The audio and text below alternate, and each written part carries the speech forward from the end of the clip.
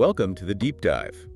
Today, we're taking a close look at some source material focused on something really practical. Yeah, it's about how someone who's, just starting out can actually begin speaking English. And maybe get fluent a bit faster. Exactly. We've been digging into these excerpts from an audio guide, and it's made specifically for beginner English listeners. Right, people aiming for that fluency and wanting it quicker. Mm-hmm. So our mission here isn't just like listing what's in the guide. We want to pull out the core thinking behind it. What are the most actionable bits? What's the actual strategy they're pushing? And why this particular way of doing things, for building simple, real-world chats from scratch. Yeah, think of it like we're looking at the blueprint this guide lays out. So if you're listening and you're curious about those fundamental pieces you need, To cut through all the noise and just start speaking. then this deep dive is basically our analysis of how this one source says you should go about it. Okay, so let's get into that foundation. What's the core philosophy? Because it seems pretty central to their whole method. Yeah, absolutely. It really starts with this heavy emphasis on listening and speaking along, actively. Right. They really push focusing just on real, simple English. And they're very clear. Beginners should steer clear of grammar stress. Or getting tangled up in, heavy stuff right at the beginning. It feels a bit like immersion, but maybe curated immersion. Yeah, that's a good way to put it. They structure it step by step. With examples and often pauses built right in. So you can actually repeat and practice out loud. Yeah, the whole vibe seems to be constant exposure and, importantly, output. Just keep listening, keep speaking, fit it in whenever. Washing dishes, walking, just chilling. It's insightful, I think, because it feels designed to really lower that first hurdle. Takes away the fear. Exactly, the fear of complex rules. It prioritizes just getting going, building momentum through simple, practical repetition. So it's less about knowing the rules perfectly. And much more about actually doing the speaking. Okay, so if that's the philosophy, simple, active, low stress, where do they suggest you actually, start building? It jumps right into the absolute basics for any interaction. Makes sense. Logically, yeah. It starts with mastering basic greetings and those immediate reactions you need. Like, hey, how's it going? Or the really casual, what's up? And the guide gives you the simple replies too, right? Good, you. Or not bad. Right there. And the structure seems to be, here's the phrase, now you repeat it, space to practice. Then beyond just saying hello, it moves pretty quickly to simple reactions. Yeah, reactions to things people might tell you, like news. Oh, right, someone got a job or something. Exactly. And the guide gives you things like, that's awesome, or no way, congrats. Simple stuff, but practicing those, the guide suggests, makes your English sound more natural straight away. Even if your vocabulary is tiny, it adds that human touch. Okay, so you can react. Building on that, the guide then seems to turn inward a bit. Yeah, it pivots to what's immediately relevant for the learner, talking about their own day, their routine. Which I guess makes sense because you always have something to talk about there. Totally. And they give you simple sentence structures for your past day, stringing actions together. Like, I woke up at 7, then I had coffee. After that, I went to work. Or just using basic past verbs. I ate breakfast. I watched TV. I studied English. Simple. And the advice is super practical. Don't worry about big words. Yeah, keep it real, they say. And for daily routines, it's simple present tense. I wake up at 6. I work from home. I eat lunch at 1. I brush my teeth and take a shower. I go to bed at 10 p.m., that kind of thing. And here's where it connects back to the method, right? Yeah.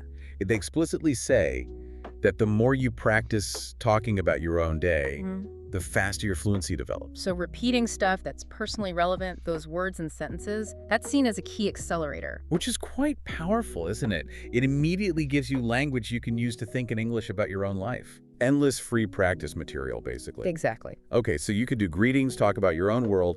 How does the guide suggest connecting with others then? It broadens out into common, everyday conversation topics, starting with small talk. Ah, the classic. Essential for just, interacting naturally. And they lean heavily on one example, talking about the weather. Of course. Everyone can talk about the weather. Right. So they give you phrases, it's so hot today. Looks like it might rain. Nice day, huh? It's freezing today. And they even suggest trying these out on people you meet. Just practicing.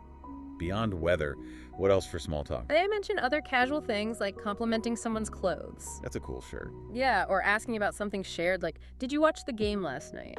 The main point seems to be that small talk isn't deep. No, but it helps you speak naturally. Just be friendly. Okay, so moving from just observing and making small talk, the guide then shifts to expressing personal preferences. Likes and dislikes, yeah. This bit focuses on building sentences around those core preference verbs. Simple structures like I like, I love. I hate. Although they do add a little note, be careful with hate. It's strong. Right, and they bring in more conversational phrases too. Yeah, like I'm into for interests. I'm into music. I'm really into movies.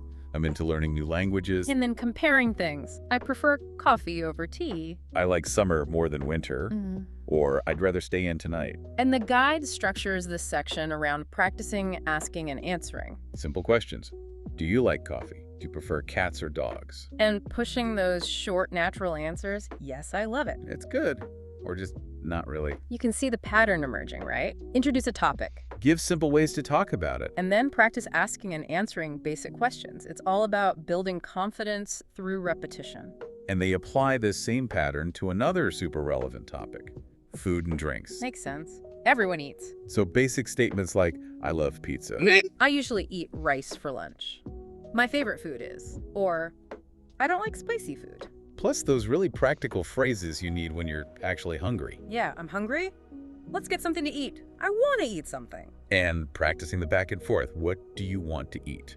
With simple suggestions like, let's get noodles. Or asking about favorites. What's your favorite food? Answers like, I really like pasta, or I enjoy salads. And the guide emphasizes these are simple, everyday words. But super useful. Absolutely fundamental. Then the focus zooms back in on personal connections, introducing how to talk about family. Okay, so this gives you basic descriptive sentences. I have one brother. My sister lives in New York. I live with my parents. My brother is older than me. My parents are very kind. Simple facts. And phrases to describe the relationship. Yeah, like we're very close, or I talk to my sister every day. Plus a simple question. Do you have any siblings? And what's interesting is the guide seems to actively prompt the listener here. It asks them to say how many people are in their family, to personalize it. So integrating the practice right into the learning moment seems key to their method. Definitely. Okay, to keep things interesting and give more ways to connect, hobbies and free time come up. Right, another great topic. This provides a whole bunch of simple action phrases. Like, I enjoy painting. I'm into music. I like. In my free time, I love playing football. My hobby is drawing. I enjoy playing the guitar. I love gardening. I like making videos. I watch movies. I play games. I like reading. I hang out with friends. I take walks in the park. Loads of examples. It's about giving learners simple tools to share what they like doing. And practicing asking, what's your hobby? And giving short answers. I like to cook in my free time. Or even simpler, I like music. And they highlight that hobbies are great conversation starters. Talking about free time helps make connections. Okay, so we've covered personal life, social topics. Then the guide seems to shift into essential practicalities. Yeah, navigating daily life, handling your needs using simple English. And the absolute foundation for that is asking and answering questions. Definitely. The guide presents those really common Q&A pairs you just need. What's your name? My name is. Where are you from? How old are you? What do you do? And simple answers. I'm a student. I work at a bank. I work as a... And they make a really crucial point here for beginners. Which is? It's totally fine, completely normal in real life to give short, clear answers. You don't need long, complex sentences right away. Not at all. Keep it simple. Another practical area is time, days, schedules. Essential stuff, like telling time. Yep. What time is it? It's 3 o'clock. The meeting's at 4. Using days of the week. Today's Monday. I have class on Tuesday. And weaving time back into that daily routine stuff we talked about earlier. I wake up at 7. I sleep at 10. I start work at 9. I finish at 5. I eat lunch at noon and come home at 6. They also cover availability, right? Like making plans. Yeah, I'm free after 6. Let's meet at 10. And just asking simple time questions. What time is it? When do we start? It's all very functional language. Highly functional. And related to getting around, there's asking and giving directions. Oh yeah, super helpful if you're actually using English out and about. Simple ways to ask. Excuse me, where is the bank? How do I get to the bus stop? And the simple replies using directions: go straight and turn left. It's next to the supermarket. It's across from the park. Take the second right, it's on your left. Hugely practical stuff. The guide also seems to bring in modern vocabulary, like talking about technology. Which makes sense, tech is unavoidable now. Examples like, I use my phone every day. I watch videos online. I need Wi-Fi. Uh-oh, my laptop isn't working. I forgot my password. We've all been there. Haven't we just? And asking simple things like, do you have internet here? The guide notes these tech words are everywhere. So good to practice early. Definitely. And kind of related to directions and places, there's talking about transportation. How you get around. Simple examples. I take the bus, I ride my bike, I drive to work. And that basic question answer, how do you go to school? I walk. It's close. Simple as that. Okay, so that covers a lot of describing the world and handling basic needs. Then the guide moves into expressing more internal stuff. Your state, your plans. Yeah, exactly.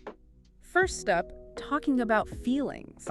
Adding that human element. Totally. Basic feeling words. I'm happy, I'm tired, I'm excited, I'm nervous. It adds that personal layer to the conversation. And they also cover asking about well-being. Are you okay? How do you feel? With standard replies. I'm fine, thanks. I feel great today. But crucially, they include phrases for when you're not okay. Oh, that's really important. Incredibly, I'm not feeling well. I feel sick. I have a headache. I need to see a doctor. And even, I'm feeling better today. This section really emphasizes practical language for essential communication. Including emergencies, potentially. Exactly. Then, another super common topic for connecting with people, jobs and work. Right. The guide gives simple ways to say what you do. I'm a teacher. I work in a bank. I work as a... Or I'm looking for a job. I work from home. I have a meeting today. And practicing that classic question, what do you do? With simple answers, I'm a student, or I'm an engineer. Again, simple words, but they unlock a huge area of conversation. The guide also seems to cover more, maybe fun topics, like travel. Yeah, keeps things engaging. Statements expressing interest.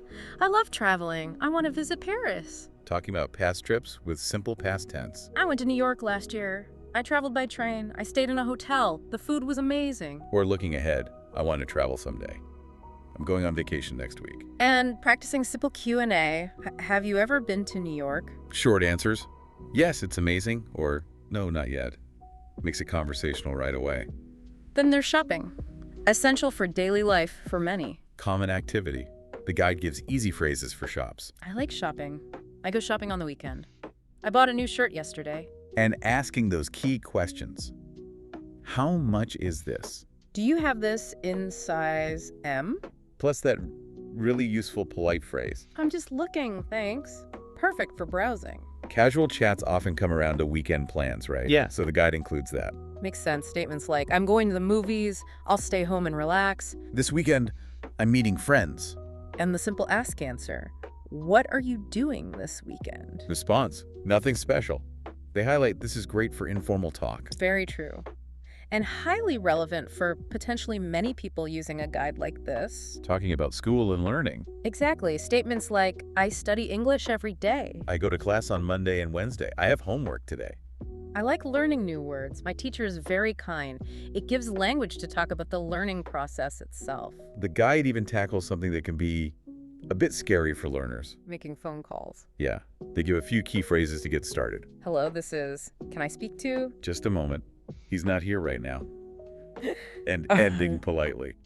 Thank you. Goodbye. The advice seems pragmatic. Keep it short. Keep it polite. And maybe one of the absolute most critical skills for any beginner. Asking for help. Yes. This section gives those vital phrases. Can you help me? I don't understand. Can you repeat that, please? Can you show me how? And the core message the source really hammers home here is powerful. What's that? It's absolutely okay to ask for help. That's how you learn. That's how you navigate difficulties. Don't be afraid to ask. That's a great message. So, to broaden the conversation range, the guide introduces talking about the future. Simple ways. Plans, intentions, using basic structures with will and going to. I will go to the gym tomorrow. I'm going to visit my friend. Predictions like, I think it will rain, Yeah. using I'm going to, generally. And practicing asking answering. What will you do next week? Reply, I'll relax and take it easy.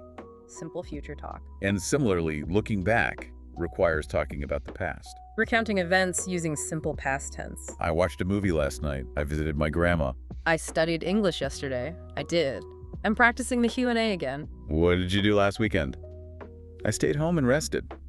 Just building that simple narration skill. Yeah. And sharing thoughts leads to talking about opinions. Giving your viewpoints simply. Simple phrases. I think this show is great. In my opinion, it's too expensive. I don't like that idea. And asking, what do you think about this? It's about giving beginners a way to chime in without needing complex arguments. Just basic opinion sharing.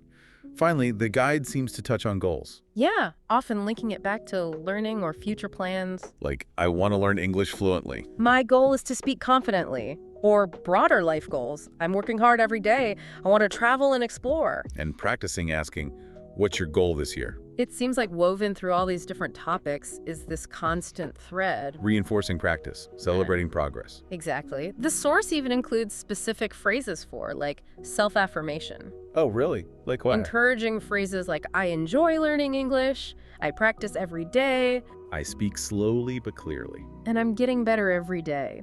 It's about building that confidence along with the actual language skills. Yeah, okay, so let's try and wrap this up. Bringing it all together, what's the big picture takeaway from this deep dive into the guide's approach? Well, I think the key takeaway is that this source really pushes a path to beginner fluency that's built almost entirely on one thing. Which is Consistently practicing and mastering simple, really relevant phrases. across a whole load of common everyday topics. Exactly. And that explicit instruction to ignore complex grammar, at least since initially, that's totally central. The focus is all on output, getting the words out, and making sure they're relevant. That's it. It seems like a method that really prioritizes communication and maybe confidence over grammatical perfection, at least in those early stages. So by focusing on greetings, daily life, basic needs, simple ways to share thoughts and plans. You get the tools to actually start having basic interactions much faster. Faster than if you were, say, stuck just drilling complex grammar rules without speaking. Precisely. It's an approach designed to get you using the language right away. Reinforcing the learning through actually applying it in, well, potentially real-world ways, even if it's basic. Even at a very basic level, yeah. This deep dive really brought out how strategic that selection of simple building blocks feels. So, okay, here's a final thought for you, the listener, to maybe chew on based on this source's philosophy. If the key to unlocking communication when you're starting out really is mastering these simple phrases across a diverse but common range of topics, Then what new interactions, what new possibilities actually open up for you the moment you feel confident enough to navigate even just these basic conversations in a new language?